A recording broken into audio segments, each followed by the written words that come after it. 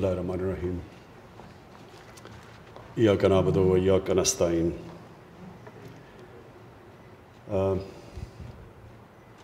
Rector ناسٹ، students, میرے وزیر، میں سب سے پہلے تو اپنی خوشی کا اظہار کرنا چاہتا ہوں کہ میرے دسمبر میں آنے سے اور اب تک ایک کم از کم ناسٹ نے وہ چیز پروڈیوس کی جو بڑی بنیادی چیز ہے.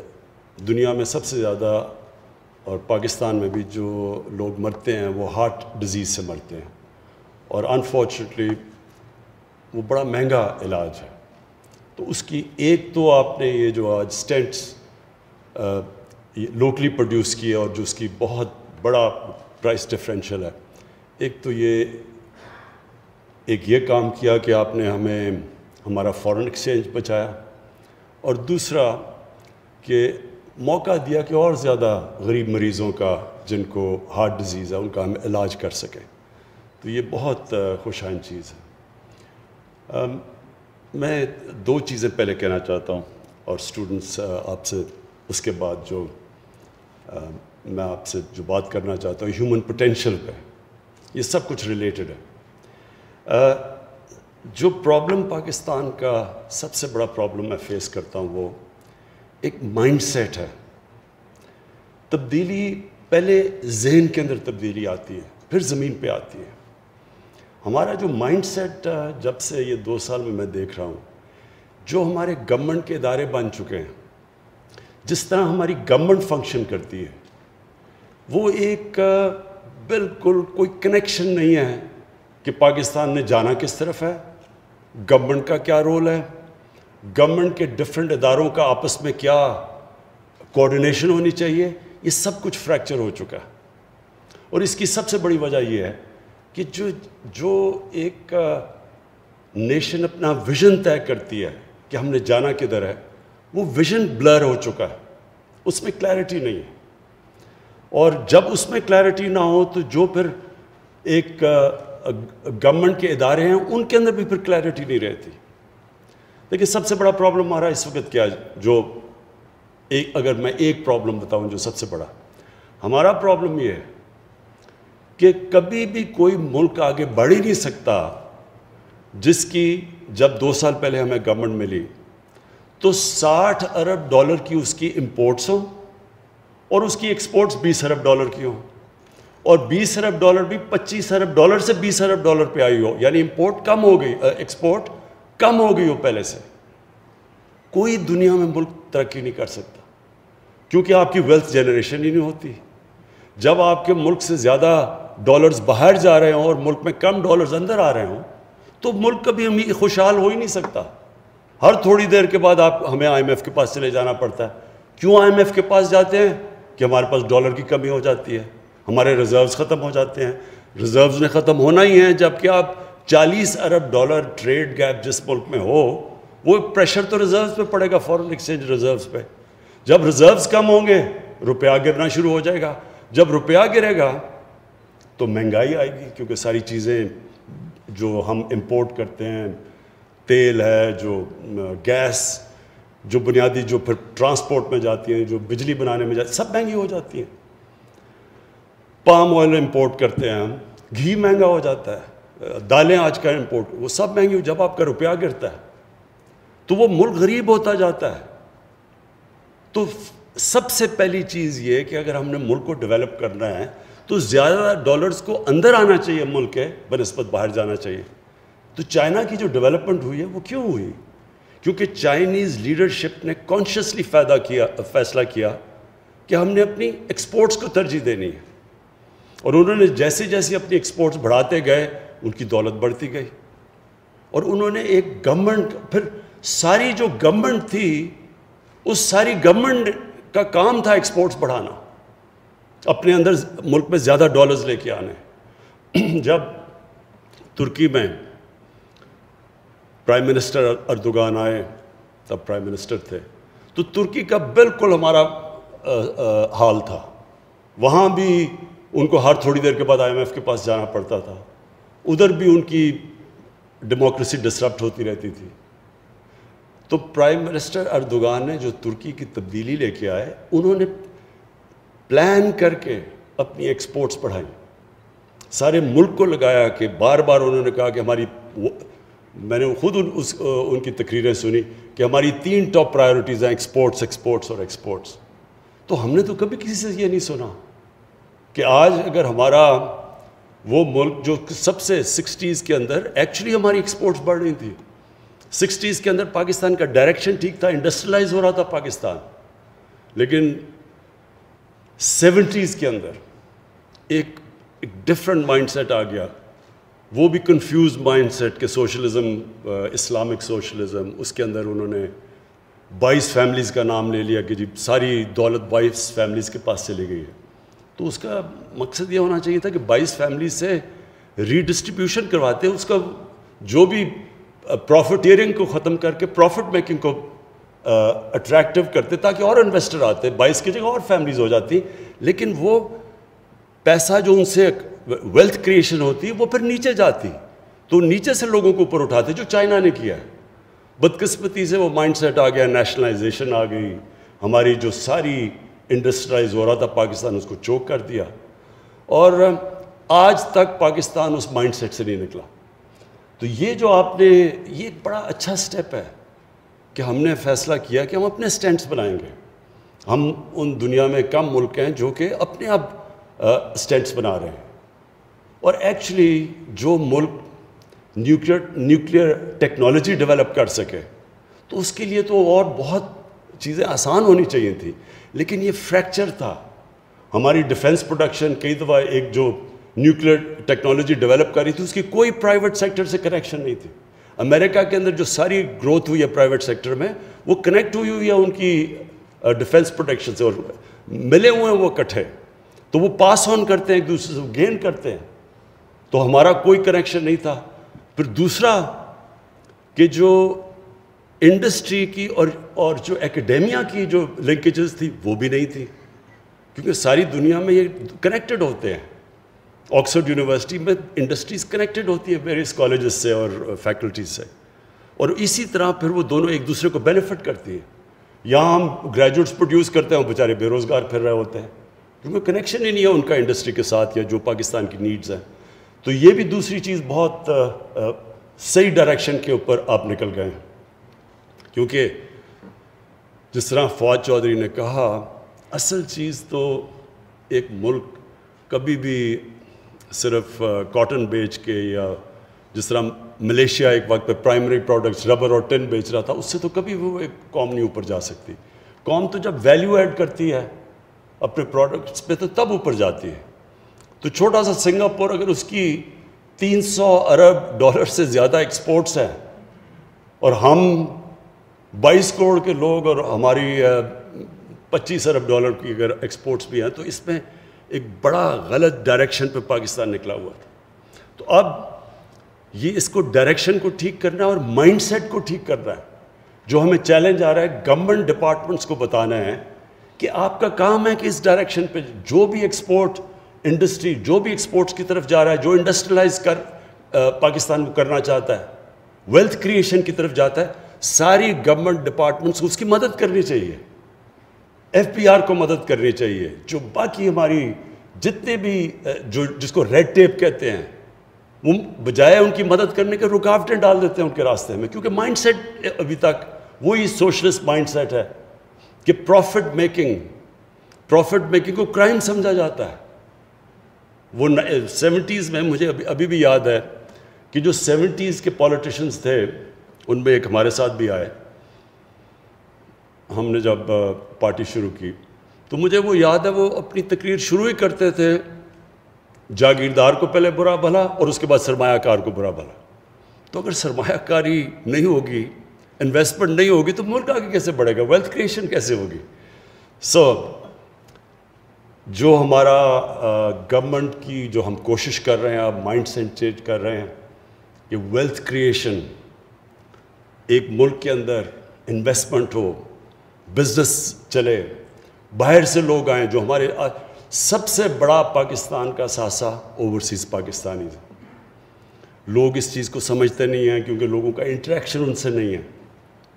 میرا سب سے پرانا انٹریکشن اوورسیز پاکستانی سے. جب میں کرکٹ کھیلتا تھا تب میں جب دنیا میں جاتا تھا تو پاکستانی آتے تھے جو وہاں باہر بیچارے, وہ سب سے زیادہ پیٹریوٹک پاکستانی ہے. وہ جب باہر جاتا ہے ملک, جب باہر کے معاشرے میں جب وہ رہتا ہے تو اس کو اپنے ملک کی زیادہ قدر ہو جاتی ہے. اور خاص طور پہ اب جو اسلاموفوبیا ہے باہر, ان کو تو اور زیادہ قدر ہے پاکستان کی.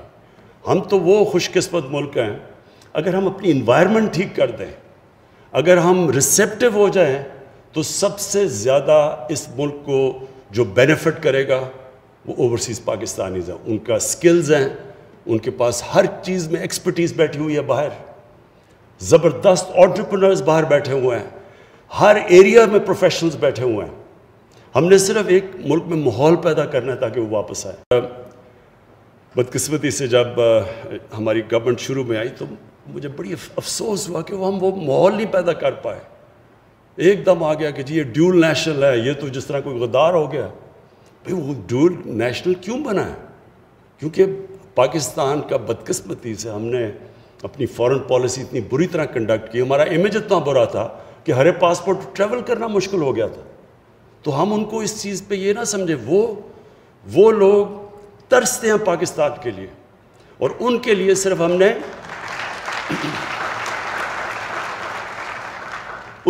نے صرف ایک انوائرمنٹ کریٹ کر دی ہے. اور جو ان کے پاس کیپٹل ہے, جو انویسٹمنٹ ہے, کسی کو یہاں اندازہ نہیں ہے کہ جس طرح کی وہ انویسٹمنٹ کر سکتے ہیں اس ملک کے اندر. اس کے بعد ہماری جو لنکیج ہے چائنا کے ساتھ, وہ ہمارے لیے بہت بڑی, اس ملک کے لیے بہت بڑا ایسٹ ہے. لیکن نمبر 1 ہمارا ایسٹ اوورسیز پاکستانی تھا. اور اس کے لیے پھر سے میں کہتا ہوں کہ ساری گورنمنٹ ڈپارٹمنٹس کو ہم جو اب کوشش کر رہے ہیں مائنڈ سیٹ چینج کرنے کا, کہ جب تک ہم اس ملک میں اپنی ایکسپورٹس بڑھائیں گے نہیں, جب تک کہ ہم یہ جو سٹینڈس امپورٹ سبسٹیوشن نہیں کریں گے, اپنے ڈالرز نہیں بچائیں گے, جب تک ہمارے پاس ایک ڈالر کا سرپلس نہیں ہوگا, ہم تو پھر اسی وشس سائیکل میں ہر تیسرے سال کے بعد IMF کے پاس جانا پڑے گا, کیونکہ ہماری امبیلنس ہو جائے گا, ٹریڈ امبیلنس یا کرنٹ اکاؤنٹ امبیلنس. اچھا جی, میں آپ کیونکہ مجھے موقع کم ملتا ہے آج کل اسٹوڈنٹ سے بات کرنے کا, تو یہ بڑا ضروری ہے میں آپ سے جو اپنا یہ ایکسپیرئنس شیئر کروں, کیونکہ میرے پاس شاید وہ ایکسپیرئنس ہے جو دنیا میں بڑے کم, پاکستانیوں میں بہت کم لوگوں میں ہے, کہ دونوں ایک پاکستان کا ایکسپیرئنس اور ایک پھر میں نے بڑی ایک طویل عرصہ گزارا مغربی معاشرے میں, اور اس کو بڑا کلوزلی اندر سے اس کو آبزرو کیا. اور پھر میری ایکسپیرئنس اسپورٹس مین کا علیحدہ, پھر ایک پورا ایک ادارہ بنانا, اسکریچ سے کھڑا کرنا پورا ہاسپٹل, اور اس کے لیے جو فنڈ ریزنگ, اور وہ ایک اور ایکسپیرئنس تھا. اور پھر تیسرا پالیٹکس میں ایکسپیرئنس, جو کہ سب سے یونیک ایکسپیرئنس تھا, کہ ایک اپنی پارٹی بنا کے اور یہاں پہنچنا. تو جو میں آپ کو اپنے ایکسپیرئنس سے جو سب سے امپورٹنٹ چیز آپ کے لیے جو میں آپ کو ایک لیسن دینا چاہتا ہوں, جو آپ کے لیے بڑا کام آئے گا, وہ سب سے امپورٹنٹ چیز یہ ہے کہ انسانوں کو اللہ نے جب اشرف المخلوقات بنایا تو ایک چیز سمجھ جائیں کہ انسان کے پاس وہ پوٹینشل ہے جو کسی اور اللہ کی مخلوق کے پاس نہیں ہے.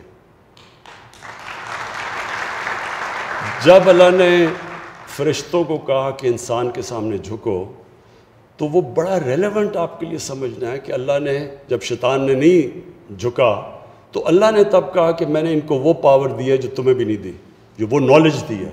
نالج پاور ہوتی ہے. تو یہ پرابلم ہمارا یہ ہوتا ہے کہ ہم اپنے پوٹینشل کو پہچانتے نہیں ہیں, ہم اپنے آپ کو انڈر سیل کرتے ہیں, ہم اپنی جو ویژن ہے جو زندگی کی اس کو اتنی محدود کر لیتے ہیں کہ اپنا ہی پوٹینشل کو کیپ کر دیتے ہیں, ہم اپنے اوپر لمیٹیشنز لگا دیتے ہیں. اور ہم اللہ کی وجہ, جس طرح مولانا رومی نے ایک دفعہ کہا کہ جب اللہ نے آپ کو پر دیے ہیں کیوں چونٹیوں کی طرح زمین پہ رینگ رہے ہو. اللہ نے آپ کو وہ پوٹینشل دیا ہے جو شاید ہی کوئی انسان اپنی زندگی میں کوئی 5-10% پہ پہنچتا ہے. تو امپورٹنٹ چیز یہ ہے کہ یہ آپ نے پوٹینشیل کو کیسے ریئلائز کرنا ہے، کیسے آپ نے اپنے پورے جو اللہ نے آپ کو صلاحیتیں دی ان پہ کیسے پہنچنا ہے. تو اس کے جو نمبر 1 ریکوائرمنٹ ہوتی ہے کہ آپ کی ویژن کیا ہے زندگی کی، آپ کیا بننا چاہتے ہیں. اور یہی پھر ایونچولی ملک پہ بھی ٹرانسلیٹ ہوتی ہے کہ ملک کیا بننا چاہتا ہے. کیا وہ کسی نے کہا جی ایشین ٹائیگر بننا چاہتے ہیں؟ ایشین ٹائیگر تو کوئی ایک ویژن نہیں ہونی چاہیے ملک کی. تو ڈیفائن کریں پہلے کہ آپ ایک انسان کیا بننا چاہتا ہے، اور جب آپ یہ فیصلہ کرتے ہیں کہ آپ کیا بننا چاہتے ہیں، وہ ڈیفائن کرے گا کہ آپ کا پوٹینشیل کیا ہے. مثلا میں جب کرکٹ کھیلتا تھا تو میرے سے بڑے زیادہ ٹیلنٹڈ لڑکے تھے، لیکن وہ جب ٹیسٹ ٹیم میں آتے تھے تو وہ سمجھتے تھے کہ بس انہوں نے زندگی میں اچیو کرنا تھا وہ کر لیا، وہ ادھر ہی رک جاتے تھے. کئی کھلاڑی جو بہت زبردست کھلاڑی تھے، جیسے انہوں نے کرکٹ چھوڑی، کرکٹ میں بڑی چیزیں سیکھتا ہے. دیکھیں آپ مقابلہ سیکھتے ہیں، سپورٹس میں سیکھتے کیا ہے؟ سپورٹس میں سٹرگل کرنا سیکھتے ہیں. کوئی بھی اوپر نہیں پہنچ سکتا جب تک ایک بڑے پروسیس سے نہ گزرا ہو، محنت نہ کی ہو اس نے.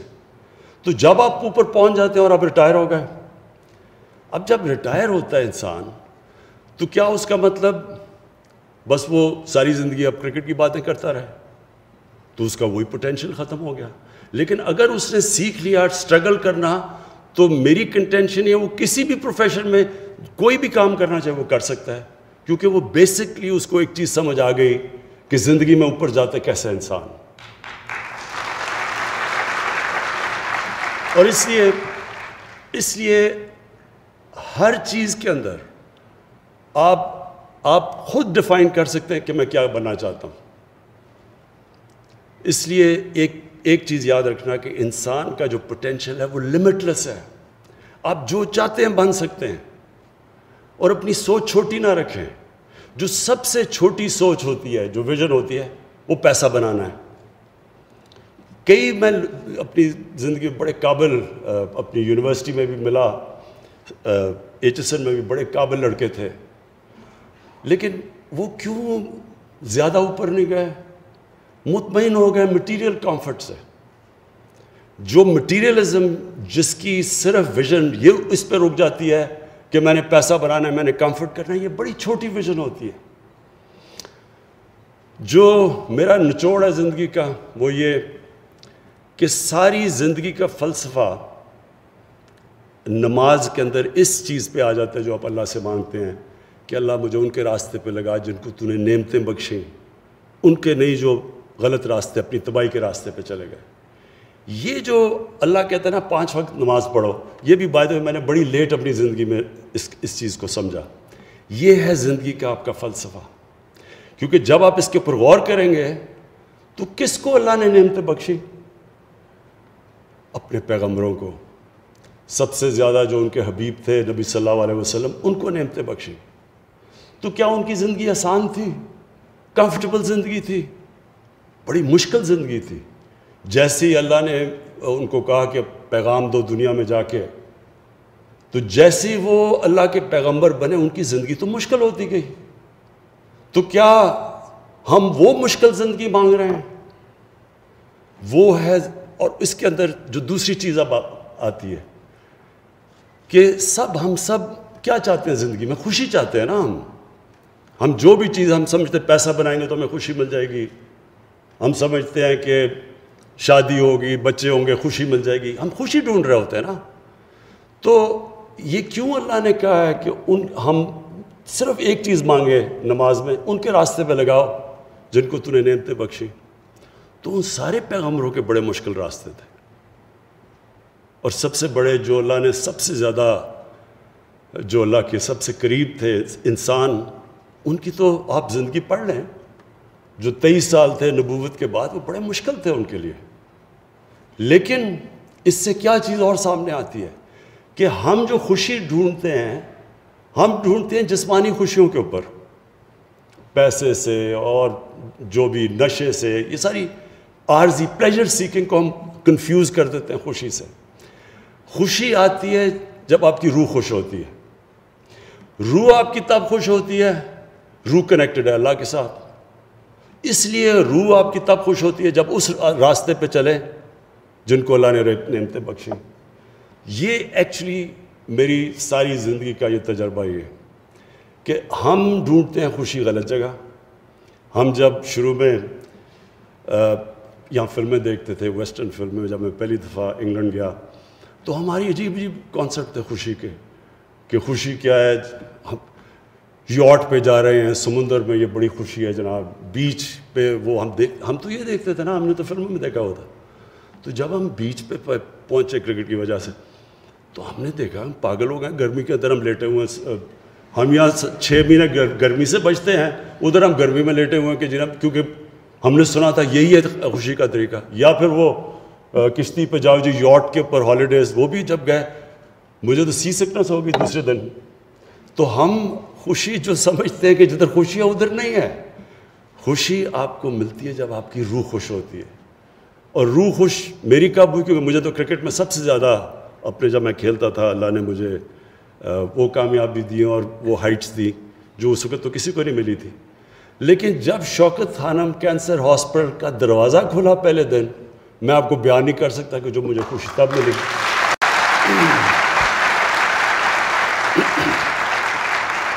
کہنے کا میرا مقصد یہ ہے کہ دیکھیں خوشی اللہ دیتا ہے، کیونکہ آپ کی روح جب خوش ہوتی ہے اس کا مطلب آپ صحیح راستے پہ ہیں۔ تو یہ یاد رکھیں کہ یہ جو ہم سارا وقت خوشی ڈھونڈتے ہیں وہ سارا فلسفہ ادھر ہے کہ اللہ ان کے راستے پہ لگا جن کو تو نے خوشیاں دی، ان کے نہیں جو غلط راستے پہ چلے گئے۔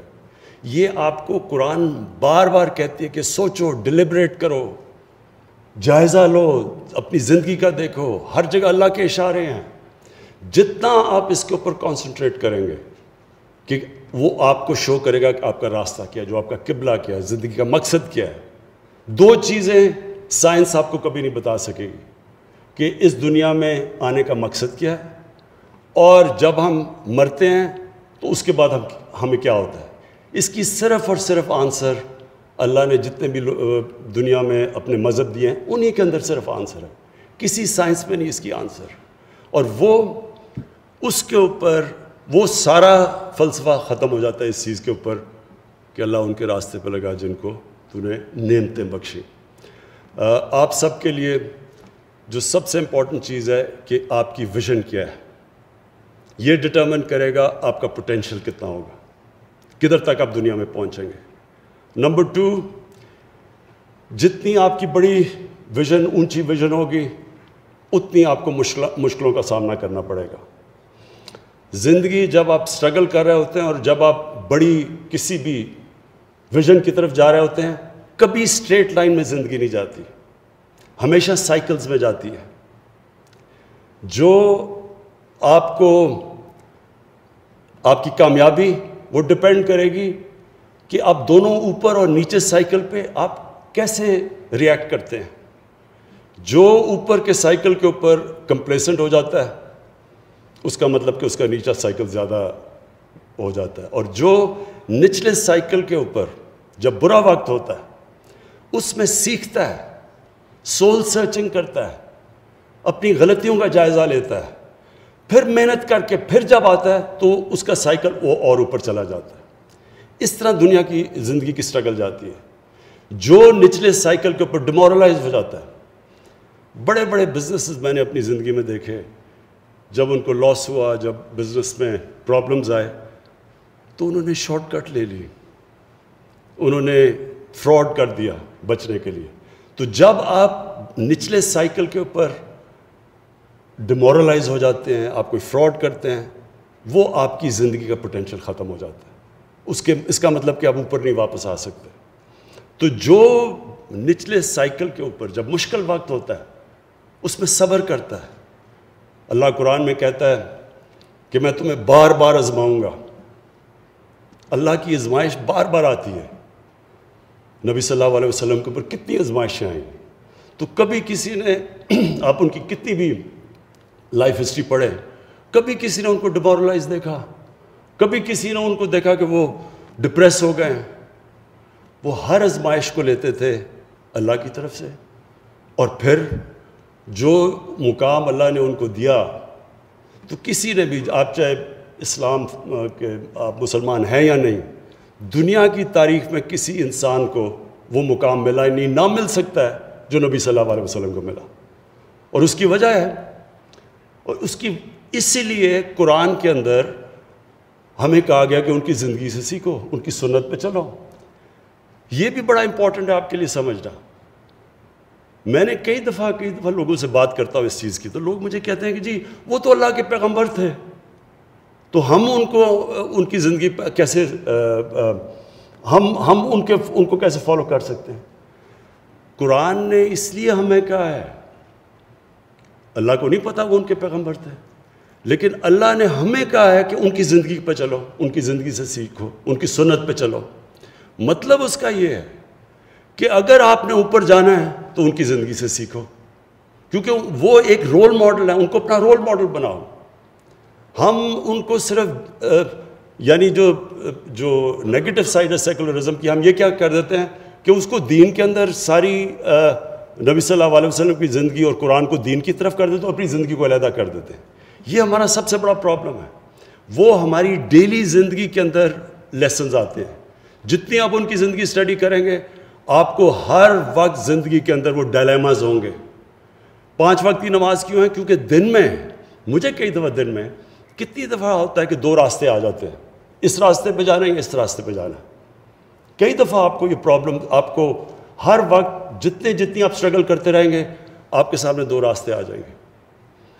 اور وہی ہوتا ہے آپ کی کامیابی یا آپ کی فیلئر کے راستے. وہی ہے کہ ان کے راستے جن کو نعمتیں بخشیں، یا وہ راستے پہ چلے جاؤ جو آپ کی تباہی کا راستہ ہے. اور پھر ایک قرآن کی آیت ہے کہ کئی چیزوں کو جو آپ اچھا سمجھتے ہیں وہ آپ کے لیے بری ہیں، اور جن کو آپ برا سمجھتے ہیں آپ کے لیے اچھی ہیں. اس پہ بھی جب آپ غور کریں گے تو آپ سمجھیں گے کہ ہمارے سامنے ہمیشہ ٹیمپٹیشن ہوتی ہے آسان راستہ لے لو. کئی دفعہ ٹیمپٹیشن آتی ہے کہ کون سٹرگل کرے سارا وقت، صبح اٹھو وہ سارے ڈاکو کٹھے ہو کے کبھی کچھ کریں کبھی کریں. آسان راستہ لے لو، کمپرومائز کر دو، ان کو معاف کر دو، ان کو NRO دے دو. آسان راستہ ہے، زندگی آسان ہو جائے گی. چپ کر کے آرام سے ہم بھی پارلیمنٹ میں تقریریں کریں گے، 3 سال گزر جائیں گے. لیکن یہ تباہی کا راستہ ہے. یہ یاد رکھیں کہ جو آپ کی بہتری کا راستہ ہے وہ ہمیشہ آسان نہیں ہوتا. اس میں بڑے فیصلے کرنے پڑتے ہیں، مشکل فیصلے کرنے پڑتے ہیں، اور وہی مشکل فیصلے آپ کو اوپر لے کے جاتے ہیں. تو آپ کو اللہ نے بڑی زبردست اپرچونٹی دی ہے. نسٹ کی جو بھی ریکٹر صاحب آپ نے باتیں کی، مجھے بڑی خوشی ہوتی ہے کہ ہماری ایک یونیورسٹی کوالٹی کی یونیورسٹی بن رہی ہے، اور اتنے تھوڑے ٹائم میں، کیونکہ 29 سال 30 سال تو کوئی زندگی نہیں ہے کہ یونیورسٹی کی. اس کے اندر ایک ماشاءاللہ آپ کی سٹینڈرڈز آ رہی ہیں، آپ نئی چیزیں کر رہے ہیں، آپ ہوپ دے رہے ہیں ملک کو. آپ کو دیکھتے دیکھتے اب اور بھی یونیورسٹیز کوشش کریں گی، ان کی بھی لنکیجز انشاءاللہ ہم کریں گے انڈسٹری کے ساتھ، تاکہ وہ بھی محنت کریں اور وہ بھی اپنے ڈیولپ کریں، نئی چیزیں کریں. تو آپ ایک راستہ بھی دے رہے ہیں باقی ایکیڈیمک انسٹیٹیوشنز کو، اور مجھے یہ بڑی خوشی ہے. مجھے یہ بڑی خوشی ہے کہ یہ آپ یہ ٹریل بلیز کر رہے ہیں باقی ایکیڈیمک انسٹیٹیوشنز کے لیے. اور میں آپ کو یہ شور کرتا ہوں کہ ہماری گورنمنٹ پوری آپ کی سپورٹ کرے گی، ساری ایک ہائر ایجوکیشن کی، نالج اکانومی کی، بلکہ ایجوکیشن کی ہم پوری سپورٹ کریں گے. ہمارا جیسے ہمارے، اور انشاءاللہ ملک صحیح راستے پہ نکلا ہوا ہے، جیسے ہمارے فائنینشیل حالات بہتر ہوتے جائیں گے، جو ہم ویلتھ کریٹ کرنے کی کوشش کر رہے ہیں، جیسی ہماری ملک میں ویلتھ کریشن ہوگی، تو نمبر 1 پرائرٹی ہماری ہوگی نالج اکانومی کی طرف. اپنے ایجوکیشن کے اوپر، ہائر ایجوکیشن پہ، ریسرچ پہ ہم میکسیمم اپنی توجہ دیں، تاکہ وہ اتنا بڑا ہمارا پوٹینشیل ہے. ہمارا 2nd ینگسٹ پاپولیشن ہے، انٹرپرائزنگ لوگ ہیں ہمیں اگر ایکسپرٹیز چاہیے تو ہمارے اوورسیز پاکستانیز بیٹھے ہوئے ہیں، ہر قسم کی ہم ایکسپرٹیز اٹریکٹ کر سکتے ہیں واپس پاکستان میں. ہم نے جب شوکت خانم کینسر ہاسپٹل بنانے شروع کیا تو سب نے مجھے کہا نہیں بن سکتا، کیونکہ انہوں نے کہا ایک اسپیشلسٹ کینسر ہاسپٹل کے لیے آپ کو ایکسپرٹیز چاہیے، پاکستان میں نہیں ہے.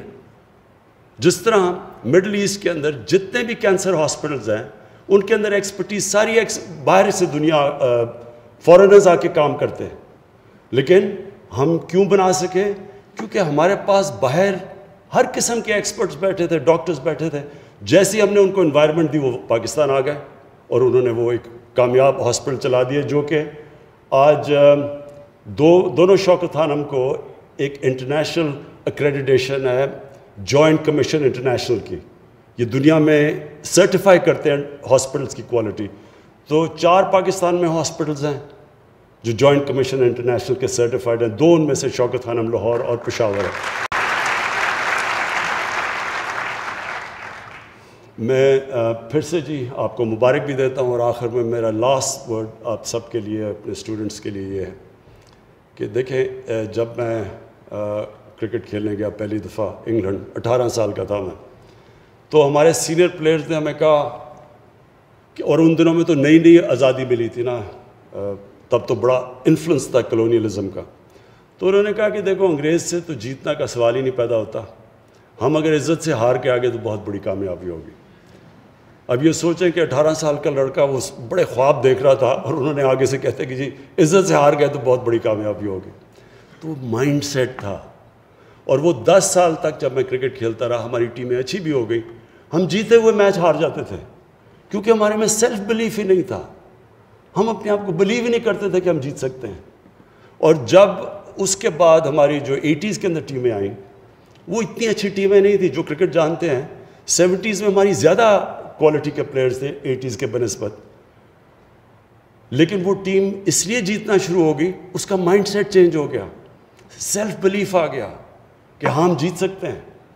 اسی طرح پاکستان میں ہم ایک سیلف بلیف چاہیے کہ ہم سب کچھ پروڈیوس کر سکتے ہیں، ہمارے میں ابیلٹی ہے، ٹیلنٹ ہے، سب کچھ ہے، لیکن سیلف بلیف نہیں ہے. اور سیلف بلیف آپ کے انڈیویجولز کے لیے اسٹرگل سے آتی ہے. جب آپ ایک نچلے سائیکل سے پھر اوپر اٹھتے ہیں، آپ کے اندر کانفیڈنس آ جاتا ہے کہ میں مقابلہ کر سکتا ہوں مشکل وقت کا. جیسے جیسے آپ یہ سائیکل سے اوپر جاتے جاتے ہیں، آپ میں ایونچولی سیلف بلیف آ جاتی ہے. سیلف بلیف یہ ہوتی ہے کہ جو بھی مشکل آئے گی میں اس کا مقابلہ کر سکتا ہوں.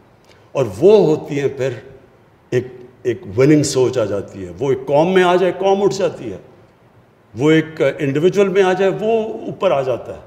یہ جو ایک کرکٹ ٹیم میں آ جائے اس کو کوئی ہرا نہیں سکتا جب اس اپنے آپ اندر بلیو کرنا شروع کرتی ہے. یہ ہماری کوشش ہے کہ پاکستانیوں کا مائنڈ سیٹ چینج کریں، کہ اپنے اندر بلیو کریں کہ کوئی بھی ہم دنیا کا کوئی بھی ہمارے سامنے آئے ہم سب کا مقابلہ کر سکتے ہیں. بہت بہت شکریہ.